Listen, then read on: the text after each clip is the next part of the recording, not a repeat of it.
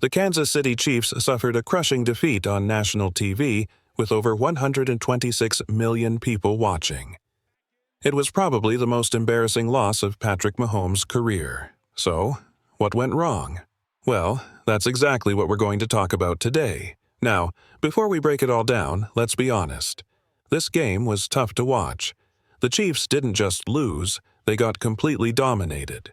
The Eagles controlled the game from start to finish, and they absolutely deserved their win. No excuses, no blaming the refs. Kansas City simply didn't play well enough to win. Before the game, many believed the Chiefs had a real shot, even though the Eagles looked stronger on paper. Mahomes and the coaching staff have pulled off miracles before, but this time it didn't happen. I predicted the Chiefs would shock the world, and, well, they did, but for all the wrong reasons. Now, let's get into what actually happened. Going into the game, the Chiefs needed to do 4 key things to win. 1. Start strong and take an early lead. They didn't. 2. Win the turnover battle. They failed at that too. 3. Score around 30 points. They got close, but not really. 4. Keep Saquon Barkley under 100 rushing yards. They did, but it didn't matter. If you only looked at the stats, 22 points for the Chiefs and Saquon limited to just 57 rushing yards, you might think it was a close game. But that was far from the truth. While the Chiefs managed to slow down Saquon, they couldn't stop Jalen Hurts. He ran for 72 yards and scored a touchdown, causing major problems for the defense. On the other hand, Kansas City's running game was almost non-existent. The entire team had just 49 rushing yards, and if you take away Mahomes' scrambles, the running backs only had 24 yards on 7 carries. In the first half, they ran the ball just 3 times for 3 yards. Clearly, something wasn't working. Andy Reid later explained why they abandoned the running game, and that's something we'll break down next. The Chiefs quickly found themselves in trouble, falling behind early. But even before things got out of hand, their play calling was questionable. In their first 3 drives, when it was still a close game, they called 9 pass plays and just 1 run. Then, after the Eagles kicked a field goal to make it 10-0, it still wasn't time to panic. The Chiefs have come back from 10-point deficits in almost every Super Bowl they've played in. They just needed to stay patient and build momentum. Running the ball was still an option, but instead they kept passing, again and again. That led to disaster. Mahomes was sacked twice in a row, and on 3rd and long, he forced a risky throw. Rookie cornerback Cooper DeJean read the play perfectly and intercepted it for a pick 6. Just like that, it was 17-0. At that point, the Chiefs were forced to throw even more, but the problem started long before that. In the first quarter and a half, they called 12 pass plays and only 1 run. Yes, the Chiefs are a pass-first team, and their running game isn't elite, but completely abandoning the run so early was a mistake. The coaching staff failed in this game, plain and simple. Now, to be fair, the defense actually played pretty well, at least for most of the game. But they weren't perfect either, and we need to talk about that. We'll also break down how the offense completely fell apart, and believe it or not, there were even a couple of positives to take from this game. Now, let's go over the few critiques left for the Chiefs' defense. First, they did a great job shutting down Saquon Barkley. That was their main focus, and they succeeded. They also held the Eagles to just 3 of 12 on 3rd downs and 0 for 1 on 4th down. Philly had to settle for 4 field goals, and Brian Cook even picked off Jalen Hurts early after a perfectly timed blitz. Later in the game, the defense forced a turnover on downs as well. However, there were still a few mistakes that cost them. One was a soft, unnecessary roughness penalty on Trent McDuffie in the first quarter. It was 3rd and 5, and instead of getting off the field, the penalty gave Philly a first down. That drive ended in the Eagles' first touchdown of the game. But let's be clear, penalties weren't the reason the Chiefs lost. If you're blaming the refs for this game, stop. Kansas City was down 40-6 with 3 minutes left. That's not on the officials. Another costly penalty happened when Jalen Hurts got sacked on 3rd and 4 for a big loss, but Charles Omenihu was offside. That should have been 4th and 14, but instead, it gave the Eagles a fresh set of downs. Thankfully, Brian Cook intercepted Hurts on that drive, so it didn't end up hurting the Chiefs too much. There was also a late hit call on Nick Bolton for a tackle on Saquon Barkley. That would have made it 3rd and 26, but instead, it became a first down. Luckily, the Eagles punted soon after, so it didn't change much. Outside of those penalties, the defense got beaten on a few pass plays. That's expected when you're fully focused on stopping the run. McDuffie gave up a few catches to A.J. Brown, and Brown's touchdown came on a short crossing route, with Nick Bolton somehow covering him. How did that even happen? A linebacker on one of the best receivers in the league? That was a mismatch from the start. I have to give credit to Jalen Hurts, though. When he needed to make big throws, he did. He threw a perfect pass down the sideline to Jahan Dotson, setting up a tush-push touchdown. Later, he fooled the defense with a play-action fake to Saquon and launched a beautiful 46-yard touchdown to Devonta Smith. That put Philly up 34-0 late in the third quarter. At this point, if I'm laughing, it's just to keep from crying. That touchdown to Devonta Smith? Yeah, that was just another painful moment in a game full of them. The best pass of the night actually came from Mahomes to Xavier Worthy, a beautiful 50-yard bomb near the end of the game. But let's be real, it was another garbage-time touchdown in a game where the Chiefs were down 40-6 with under 3 minutes left.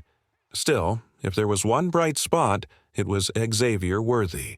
He had one of the best rookie performances in Super Bowl history, even though most of it came in the final minutes. Over the playoffs, he averaged nearly 100 yards and a touchdown per game, showing he might be a real star in the making. Next season, seeing him and Rashee Rice work together should be exciting, after Rice serves his suspension, of course. Worthy finished the night with 8 catches on 8 targets, racking up 157 yards and 2 touchdowns. That's an incredible stat line, but unfortunately, it was too little, too late. Another worrying moment came when Chris Jones pulled up limping in the third quarter. It looked like something was wrong with his knee. He was adjusting his brace and hopping on one leg, which didn't look good at all. He did return briefly, but was later ruled doubtful to come back and never did. The team hasn't given any real details on what happened, but hopefully it's nothing too serious. He's got the whole offseason to recover, but losing your best defensive player in the Super Bowl is never good. Now, let's talk about the offensive line because, wow, they got dominated. The Eagles practically won the game just by controlling the trenches. This was shocking because the Chiefs have faced some strong defensive lines this season, including the Texans. Meanwhile, the Eagles had one of the worst pass rushes in the league, ranking bottom 5 in pressures with only 41 sacks all year, just 2 more than Kansas City. That didn't seem to matter, though. The Eagles didn't even have to blitz. Their front 4 pressured Mahomes 16 times and sacked him 6 times, the most he's ever been sacked in a single game. Defensive coordinator Vic Fangio stuck to his usual style, playing zone coverage on almost every play. That, combined with the defensive line's dominance, held Mahomes to one of the worst performances of his career. His efficiency rating, EPA, for the game was negative 19.3, the second worst of his career. In fact, 3 of his 10 worst games have come against Fangio's defenses. Fangio's defensive scheme, zone coverage, and a strong front 4 completely shut the Chiefs down. Heading into the game, many thought Travis Kelce and even DeAndre Hopkins could take advantage of the coverage. But it didn't happen. Instead, Mahomes was running for his life, missing reads, and looking completely overwhelmed. Mahomes had open receivers at times, but either he didn't have enough time for the route to develop, or he simply missed them. He just wasn't himself, and a big reason for that was the offensive line. Joe Thuney was responsible for 7 pressures, the most on the team. Trey Smith allowed 3, while Jawan Taylor and Mike Caliendo each gave up 2. But honestly, it felt like Caliendo struggled even more than the stats show. He was a huge problem in both pass protection and the run game. Look at this play, for example. Caliendo completely whiffed on his block and somehow ended up on his knees, ruining a Pacheco run. This is why many were hoping the Chiefs would sign a reliable left tackle like DJ Humphries, so Thuney could move back to left guard, where he's elite. Instead, they had an average left tackle in Thuney and a below-average left guard in Caliendo. That combination really showed in this game, just like in the Chiefs' other blowout loss this season, where the offensive line got dominated. After the game, Andy Reid said they'd learn from this and move on. But didn't they say the same thing after Super Bowl 55? Apparently not. The Chiefs went through 4 different left tackles this season: Kingsley Suamataia, Wanya Morris, DJ Humphries, and finally, Joe Thuney. Caliendo was particularly bad, earning the lowest performance grade on the entire offense. The interior offensive line completely collapsed, which is why Mahomes was sacked so many times. Every time he tried to step up in the pocket, he got crushed. By halftime, the pressure rate he faced was actually higher than his completion percentage. That's insane. The Chiefs had just 23 total yards through 2 quarters, the lowest of any Super Bowl team since 1990. It only got worse. The Chiefs fell behind 0-34 to the Eagles, their biggest deficit of the season. While Mahomes' final stats looked decent, a lot of those yards and 2 touchdowns came in garbage time when the game was already out of reach. Mahomes admitted he didn't play well, saying, "I let y'all down today. I'll always continue to work, try to learn, and be better for it." He also thanked the fans for their support and promised, "We will be back." But Mahomes wasn't the only one who struggled. DeAndre Hopkins had a brutal drop on 3rd down. He was wide open, and if he hadn't fallen over, he might have taken it to the house.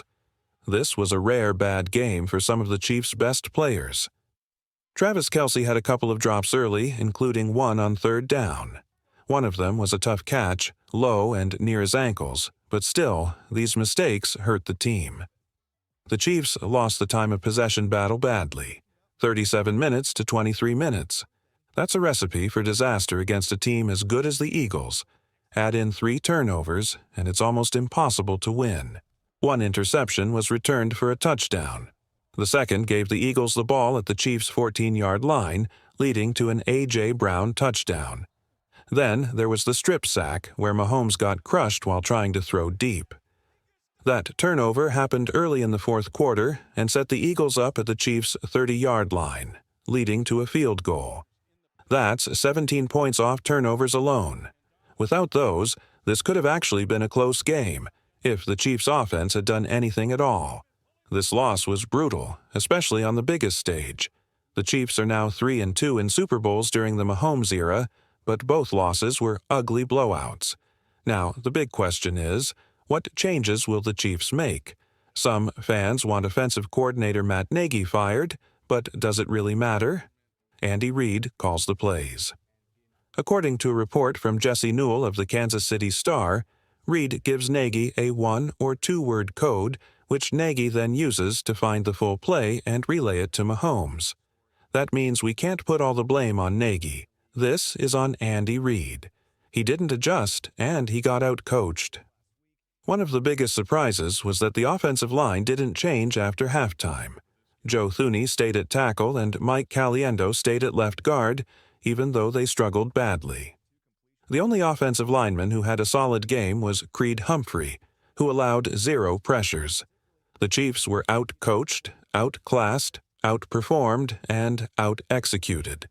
It was a humiliating loss, one they'll want to forget fast. A reason to be grateful. Yes, this loss was awful, but let's not forget something important. This is still an incredible time to be a Chiefs fan.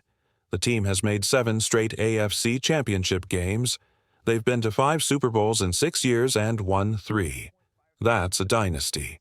Some fan bases, like the Bills and Bengals, have never even seen their team win a Super Bowl. Yes, the loss hurts. But this team overcame a lot this season, battling through injuries and making it to a 3rd straight Super Bowl, something no team had done before. Mahomes is still under 30 years old, and Andy Reid is under contract for 4 more years. Key players like Spagnuolo, Kelce, and Chris Jones should be back next season. So, while this loss stings, don't forget to appreciate the greatness we're witnessing. Let me know your thoughts on the game and the season as a whole. Until next time, let's go, Chiefs. Patrick Mahomes' biggest nightmare, the most embarrassing loss in Chiefs history.